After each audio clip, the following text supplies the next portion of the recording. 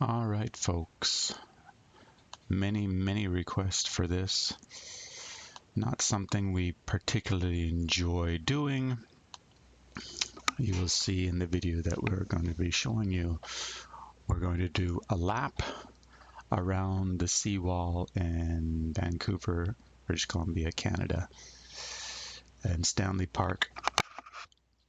As I've said before, numerous times, it's a very boring. There's nothing really to see. On the left-hand side, you're just going to see all the shrubbery, trees, and the hills. On the right-hand side, you're going to see all the crap over in the North Shore Mountains. A little bit northward, you're going to see the ugly sulfur mountain and stuff. It's just not a. It's a very boring ride.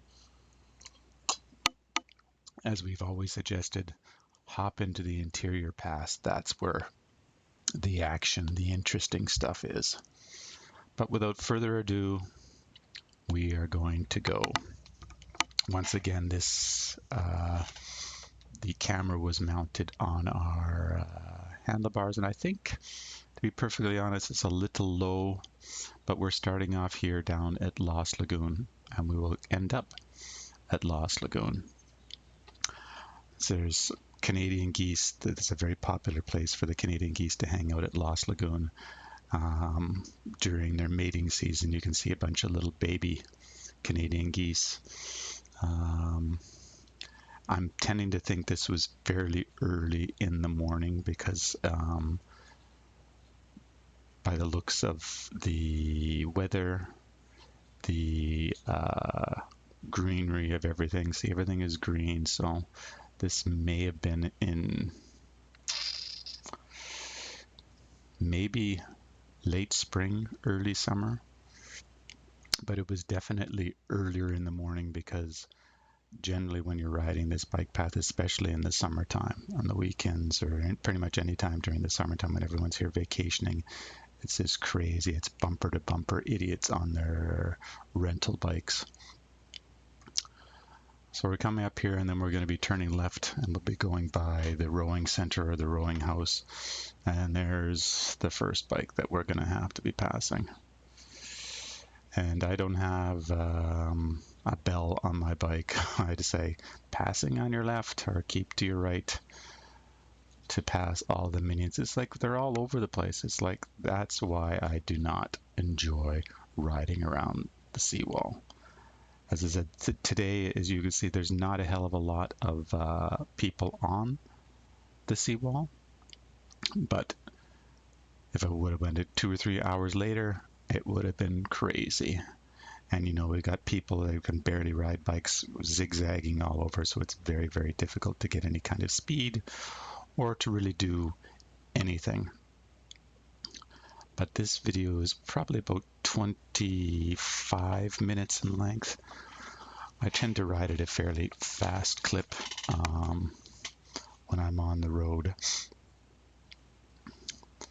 But this is generally something that I don't even think when did I do this? Maybe I think this wasn't even this year. I think it was a couple of years ago. Because I don't think I rode around the Seawall at all this past year due to the fact this is boring. You're coming up to here and the right, you're going to see the shipyards and all the industrial cranes, and then you're going to go left and you're just going to see a little bit of the North Shore Mountains. You're going to get a little bit further left and you're going to see the ugly sulfur mountain and just a bunch of industry over on the other side. You can see a little bit of the North Shore Mountains, but no. Doesn't interest me at all. I go in the interior pass. Even when I was walking and stuff, I've been walking in the interior pass for many years. And I finally brought out the mountain bike and started riding. But you can tell that there's not a lot of traffic on the path currently. So I probably hit it maybe around 9 a.m., I would say. And I don't know if it's in full summer. I'd probably say it's late spring that I rode this, because it's very odd to not have tons, and I mean tons of bikes around this path. But if you want to rent one of those crappy Moby bikes, one of those Shaw Moby bikes that they got at the stands all over the damn city, then this is fine for you. If you're interested in going into the interior pass, I would strongly recommend that you rent a mountain bike, and they're going to give you the crappy mountain bikes that have been beat to hell, but at least it'll give you the opportunity to explore some of the interior pass. I don't know about going straight on to doing the hills that I filmed, but the choice is yours. I would make 100% sure that the brakes are working like 1000%, because some of the hills that I go down, you're going to need your brakes very, very, very, very badly. And along here on the left-hand side, we have the entrance to the aquarium. We have the horse-drawn carriages. And then further up on the left-hand side, you could have the totem poles and the, I don't know what it is, like a Brockman Oval, I think it's called. And that's basically, I don't even know why that's there, because it's never really used, but it's basically a little bit of a running track around, I don't know, a soccer field, I'd probably say. It's definitely not a football field, but a soccer field. But it's very, very, and over there on the right-hand side is the 9 o'clock gun. But the 9 o'clock gun has fallen silent for, I think, several years now. The reason that they're claiming that it's very difficult to find the gunpowder, because the thing about the 9 o'clock gun, there's a guy that lives down, there's a little house down in Stanley Park, that every day he goes down there and stuffs it full of gunpowder, and then so it's able to fire off. It is quite spectacular, but as I said, it's been silent for several years now. It shoots like, I don't know if it's not necessarily flames, but a kind of like an explosion. I would say probably a good 5 or 6 meters, so it is quite impressive. And that's the little teeny weeny lighthouse, so to speak. That's on the north, yeah, probably the north. I'd say due north, because there's no real, because it kind of split between the north and south, so almost basically due north. This is a nice little hill you can zip down, and then it's going to bring you up to the Lumberman's Arch. Once again, nothing really to see there. It's basically a giant log that's propped up between another couple of logs. There is a little concession stand there, and a little bit of a water park on the right-hand side of this path. And but I said, I would not recommend anyone to ride around the Seawall, because it's boring. Because you can see on the left-hand side, we'll get a little bit further here, the left-hand side, you can't see anything because it's basically cliffs and trees. You can't see the inner beauty of Stanley Park.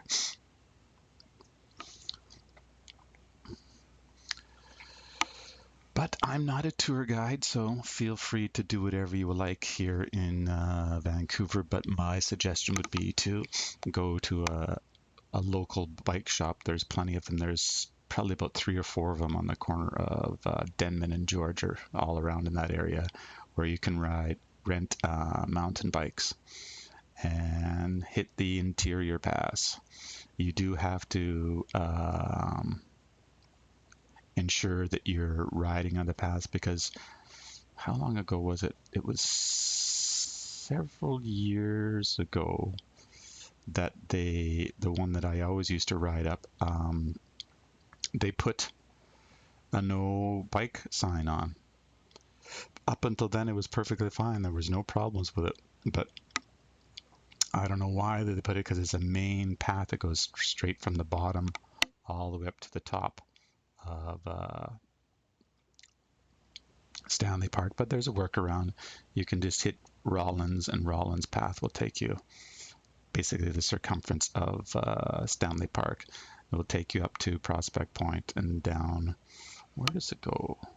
And then you're going to have to be a little bit creative, because it basically ends up in Stanley Park. And here's a little bit of a right around. We got to go around here. This is at the point where there's a lot of the sections of the Stanley Park, especially under the Lionsgate Bridge, gets all trashed. Whenever there's any kind of storm surges, etc., they shut off like a section basically from Third Beach, a little past Third Beach, to the other side of the Lionsgate Bridge. So you have to be careful to make sure that that section is not blocked off, because you won't be able to do a full loop if it is.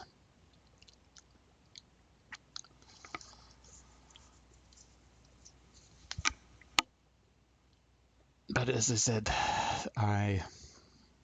when I first started riding and stuff, I used to love to go around here, burn around here, get up at like 7 a.m. and burn around this path. Not challenging at all, very flat. There's no, essentially flat. There are a couple of hills, but nothing challenging. It's, if you want to basically, I think the circumference of the Seawall is, I think, about 10 kilometers. So you want to go for a quick 10-kilometer burn. Make sure you do it early in the morning, because if not, you're going to be blocked behind dozens and dozens and dozens of people on the rental bikes, zigzagging all over the place. So hence, that's why there is the Tour de France, as I call it, the road that Stanley Park Drive, that due to the China flu was blocked off, I think about roughly a little over 2 years ago. There was basically a 2-lane road, and they took off the right lane and put a barrier there, so all of that Tour de France wannabes can think they're really cool and ride around a very lame, easy 10-kilometer route. I said there's nothing, I mean literally nothing challenging about that. It's basically flat until you get to the row house. There's a little bit of a steep, and then you go down to the little mini white lighthouse, and then it's downhill, and then a little bit of uphill, and then you got the little bit of uphill to the Prospect Point, and then it's downhill from Prospect Point to Second Beach is downhill. So you've got maybe about, of the 10 kilometers, you've probably got about 4 kilometers or more that's downhill. So I just don't understand why but of course they're just wannabes. It's very, very amusing to see them. They've got like $500 worth of gear. They've got $5,000 bikes, and they're usually about 50 to 60 years old, all gray haired, maybe trying to relive their youth. I don't know what the hell the problem is, but it's quite humorous to see. And see even this, you've got people on rollerblades you've got to contend with, because as you can see, the path is separated, and the left-hand side where I'm riding is a bike path, and the right hand is the walking path. So obviously, as I can just tell by the number of people that are on the path currently, that I rode quite early in the morning. And if you want to do a burn around Stanley Park, I strongly encourage you to go. Maybe even at the crack of dawn would be probably the best, but you're still going to encompass people walking and jogging and rollerblading and cycling. You really cannot get around it.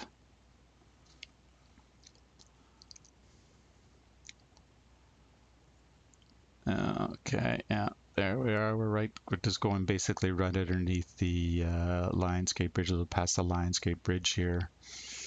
And this is a free-for-all. There's no separation, and then we got to hop over to the left-hand side to get to the bike lane again.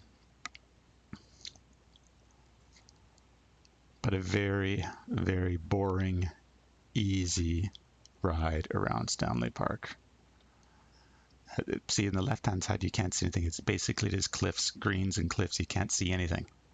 And the right-hand side there, you're going to see that big, ugly sulfur mountain and a bunch of industry over on the North Shore side and a little bit of the North Shore mountains. But this section here that we're riding, this is a section that always seems to be savaged by any kind of storm surge or any kind of bad weather. So basically from where we got onto that thing, we going through the turnabout there over to, we're getting there, they have a fence there, they block it off, and it takes them months, literally months, maybe just to, clean up some driftwood or some dirt on the road. Very, very, very slow at opening it up this pathway. Years ago, when was it? 2001. I would say about 20 years ago, roughly, there was a crazy, huge storm in Vancouver, and trees were knocked down within the interior. Like, I tried to ride and walk in there, and you couldn't ride because the there's giant logs in the middle of the pass. But this section here is always blocked off due to being susceptible to storm surges, and there's a little bit of a thing there. But very, very, very, very boring part of Stanley Park. But as I said, if you're going to rent one of those cheap Moby bikes, you don't have any gears, you're not an experienced rider, you want to ride around Stanley Park, well, this is your option to ride around the Seawall. And as I said, I know I didn't ride around the Seawall this year, so this video could be 2 or maybe even 3 years old. You can see all of all those cliffs and stuff, they're eroding, so pieces of rock and crap fall off there. And we're coming up to this section here that's going to say where they block it off here. Yep, very, very soon. It's coming up right.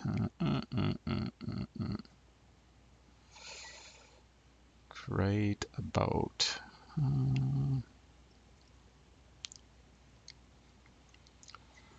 As I said, I have to apologize for the camera angle. It was mounted to my handlebars, and I thought I had it angled correctly, but, well, actually I did have it angled correctly. It's just the OBS chops everything down because this was recorded on 4K, boys. 4K on a $50 action camera. If you can believe it.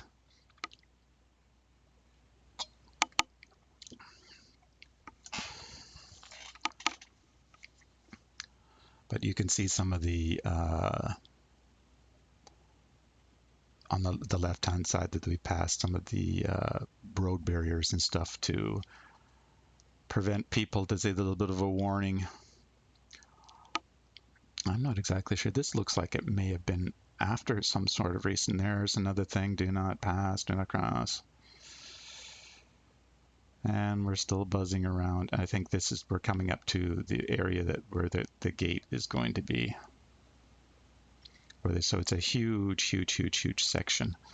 Basically, the northern tip of the seawall gets blocked off due to storm surges, wind, erosion from the cliffs. The list goes on and on and on. But it has been several years since I've even bothered to ride around the seawall, because I actually, and here's a little bit of a funny story. When I first came out here many years ago, first time to Vancouver, I came out for a concert, the Jimmy Page Robert Plant concert. So just Google that, and that will give you the date that I came out here. And I was wearing some cowboy boots. And I go, well, Let me see. Oh, why don't I just walk around Stanley Park? It can't be that long. I walked around Stanley Park over 10 kilometers in a pair of cowboy boots. Very, very, very humorous. And then on top of that, as I said, this is before GPS and internet and all the other conveniences that we have here. And we're coming up to Third Beach here. That I walked from downtown in the West End, basically from Denman and Davie, all the way to the Peony. The Peony is a Pacific Northland Coliseum, and this is a little roundabout thing. You've got to supposedly walk your bike through this 15-meter section for Third Beach, and up on the left-hand side, there's a little concession and some showers, and I think there may be some. I'm not exactly there. There's obviously going to be some toilets there, but I walked from Denman and Davie all the way to the Peony, and that's got to be 10, maybe 15 kilometers or more. Because I didn't know. I was looking at a map. I don't know if anyone knows a map, a fold-out map. It's like, okay, well, it doesn't look on map. It's like 3 centimeters, 4 or 5 centimeters. That can't be that far. And I kept on walking and walking. I said, where am I going? I actually walked down, was it Hastings Street? How did I get there? I walked down Hastings Street, and I walked down Hastings Street all the way to the Peony. Needless to say, I was completely bagged. But I've walked many, many distances. I've rode up to Canmore from Calgary. So I've done a lot of long distance riding and walking. But that was very, very few. Why did you walk? Well, I didn't know. I didn't know which bus to take. And as I said, I didn't have a cell phone. This is pre-cell phone. This is pre-internet. It's just like, I didn't know what to do. Just fold them out. It doesn't look that far. 5 centimeters. Yeah, it doesn't look that far. And I kept on walking and walking. I think, when was that? That was probably in April. And it was quite warm out. But I walked from Denman and Davie Street to the Peony. So anyone who's got something of the Google and stuff, they can see how long that takes. And basically, I think, how did I get there? I think I walked,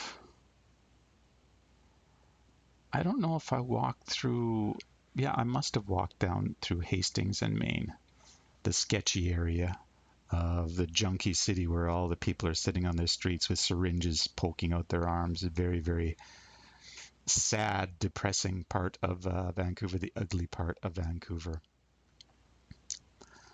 And so we're coming around here close, and then we'll be hitting Second Beach. Second Beach has a nice outdoor pool, or as I call them, the E. coli pot. I've given up on swimming in public pools, and especially even hot tubs, many, many, many years ago.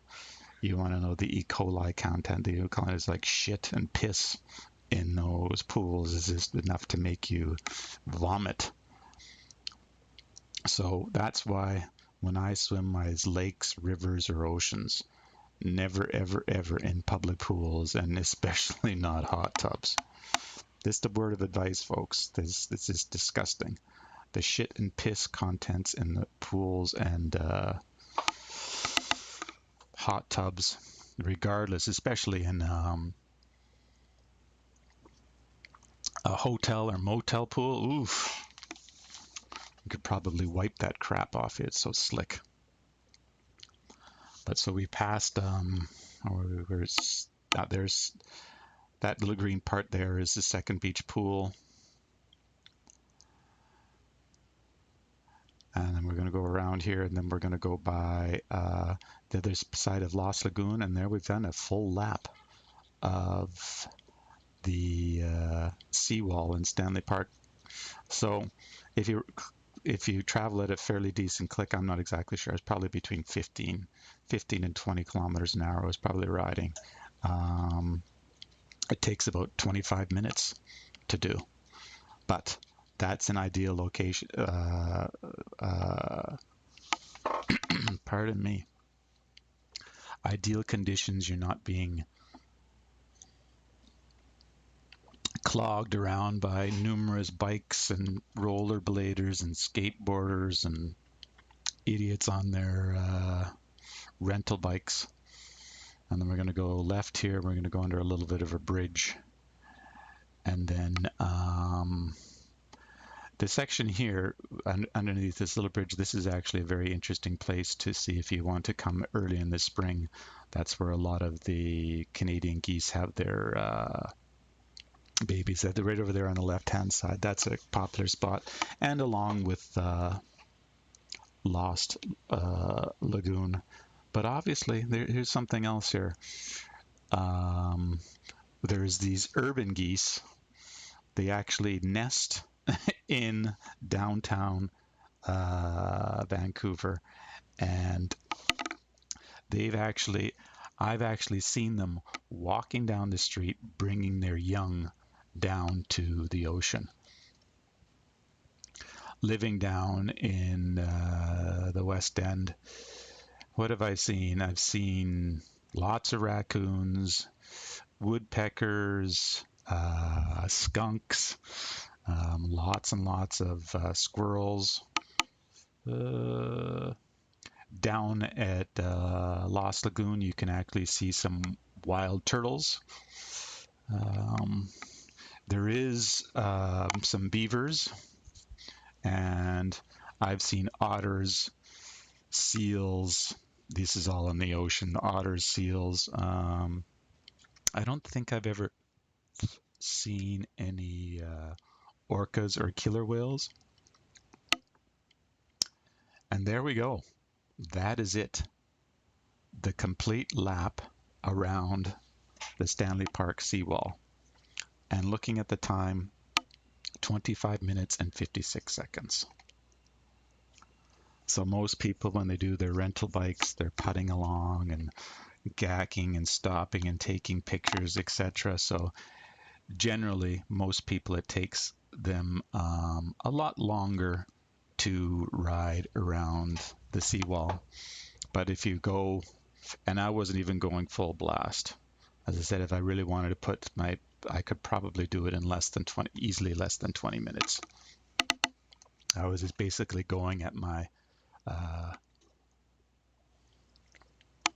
steady pace, anywhere between, I'd say, 15 and 20 kilometers an hour. I don't have a speedometer on my mountain bike, but basically you're looking at 10 kilometers an hour would take you an hour. 20 kilometers an hour would take you half an hour. So, and mine was a little bit, so yeah, probably about 20 kilometers an hour I was riding. I generally ride at a very quick pace, I should say. But that's it, folks. You have seen it. I actually walked around the seawall and filmed that. I may try to dig that up, but that's a different, I don't even know, that's probably archived somewhere else. But yes, people wanted to see what is it like to ride around the seawall. Well, there you go. It takes less than 30 minutes to ride around, and basically the path that I took from Lost Lagoon back to Lost Lagoon is about 10 kilometers. They have these little markers on the sides of the seawall that indicate how far the journey is. The interesting thing about the seawall, it's actually quite an amazing architectural endeavor, because they've actually had to stack rocks on top of each other to build that seawall. I don't know. I really don't know how they did it, because there's some parts of the seawall that the tide never goes down below the bottom of the seawall. So I'm not exactly sure how they did it. Maybe 50, 60, 70 years ago when they made the seawall, that maybe the tide was a little bit different. But whenever I go, there's times where the tide is never below. Never, ever, ever below. And a little interesting thing about Lost Lagoon. Lost Lagoon actually used to be part of a tidal pool, but they blocked it off. So the tide couldn't come in and out. So all that water was trapped in there, and now it's basically just fed by rainwater. But it used to be part of the ocean. The tide would come in and go out. So that's why it was kind of Lost Lagoon. It would appear and then it disappear, appear, because it's basically a giant tide pool. But they put up, what did they built it up because that's where the causeway or Georgia Street road was. And what else do we have down there? We have a rowing club down there. We have there's lawn bowling for the seniors down there. We have a small little pitch and putt golf course down there.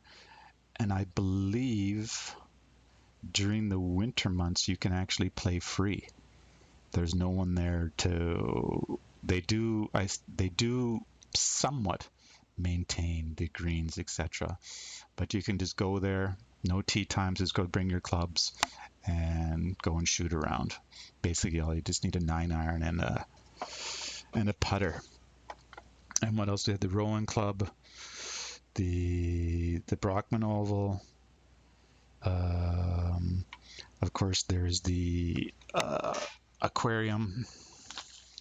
And if you do a little bit of a Google search, or actually go to YouTube and search there, you will see that there was a little mini zoo there. It's shocking. And there is still some remnants of it. There's, I think, the old polar bear and cage, which is just before the entrance if you're coming from the south side. You can see a little bit of the cage with the where the polar bears, but there is some archival footage, maybe from the 50s or 60s, black and white, where actually it showed the full extent. There was actually a zoo down in Stanley Park, and they've got the traditional totem poles, and there's a horse-drawn carriage that takes you basically on the Tour de France, the Stanley Park Drive Road. You don't go anywhere the Seawall. And then up at Prospect Point, there's a little bit of a gift shop, and I think you get ice cream. And I think you could eat. There's like a little bit of a mini restaurant, but due to the China flu, that was basically shut down. When we rode up the Stairway to Heaven the other day, it's all boarded up, and it was boarded up for a long time. Part of the reason because there is lack of tourism. You couldn't travel anywhere for the last 2 years, and a lot of the traffic, it's very difficult to get to because remember I told you there was 2 lanes to ride around on Stanley Park Drive. Now, due to the bike lane, there's only 1 lane. That's all fine and dandy until you get caught behind that horse-drawn carriage, clip-clop, clip-clop. And the usual route that would take you less than 10 minutes takes you half an hour or more.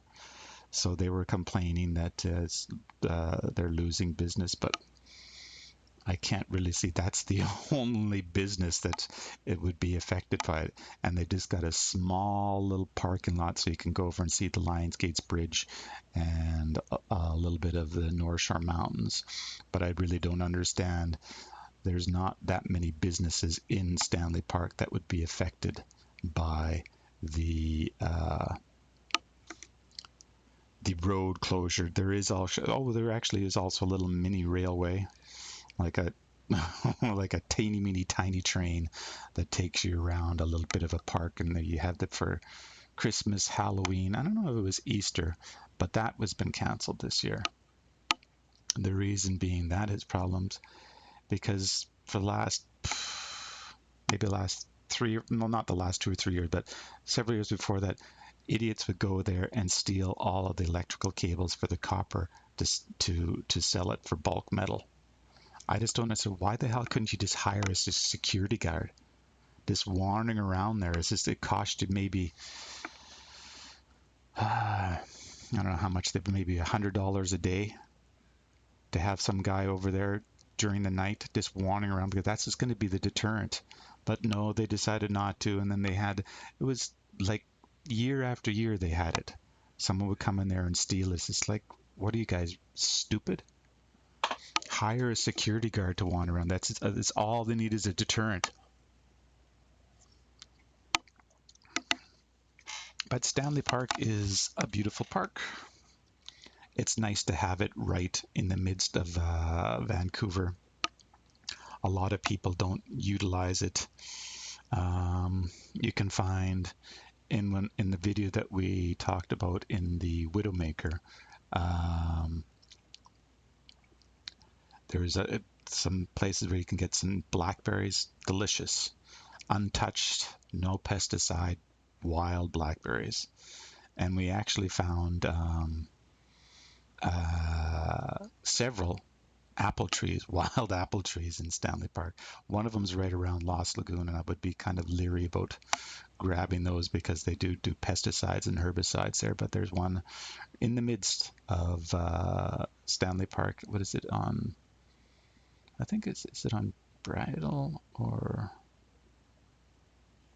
I think it's on Bridle, I think, path. There's a wild apple tree that's growing. But I've walked there recently, and I don't know what's happened to it. There's been no apples on it as of recently. And interior wise, there we have the Beaver Lake. Basically just kind of like a little bit of a slough. And as far as beavers actually being in there, I don't know. Maybe years ago, I've never seen any, but you see frogs and lots of birds, etc. there, but I've never seen any beavers there. As I said, I've seen lots of otters and skunks and lots of, you want to see wild turtles, there's lots of them down at Lost Lagoon. You can see them sunning themselves. They get up on a log out in the middle of there, and there's like half a dozen of them all just sitting there catching some sun because they need the sun's heat to warm up their bodies. But I think that is it for today's stream. This is the longest one ever, 37 minutes. So if you're watching us on Twitch, follow us this channel. If you're watching this on YouTube, like, comment, subscribe, ring the bell to ensure that when we're going to be doing another video. But yeah, I think that is it for today. I've got to go to the pet store right now. So thanks for watching. Like, comment, subscribe, and we will catch you next time.